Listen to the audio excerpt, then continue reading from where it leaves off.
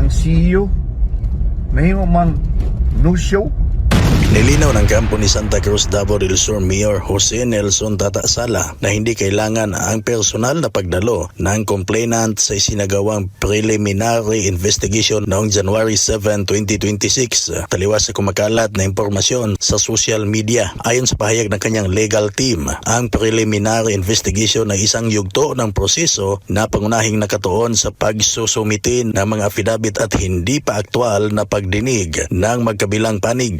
Sa ilalim ng patakaran ng Department of Justice o DOJ, ang respondent ang inaasahang magsumite ng kanyang counter affidavit sa nasabing yugto. Sa pitsang nabanggit, wala pang naihaing counter affidavit ang respondent, kaya't wala ring obligasyon ang complainant na si Mayor Sala na personal na humarap sa tanggapan ng piskalya.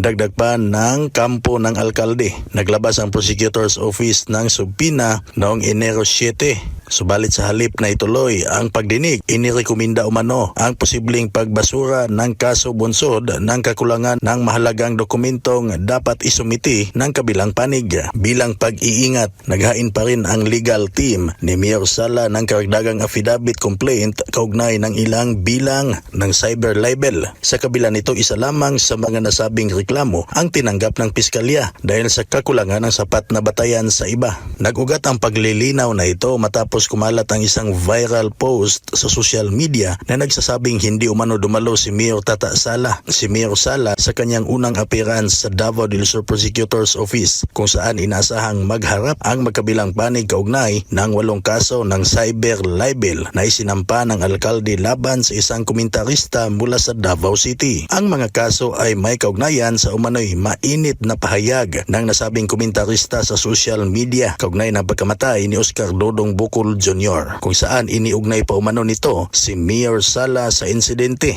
isang paratang na mariing itinanggi ng alkalde.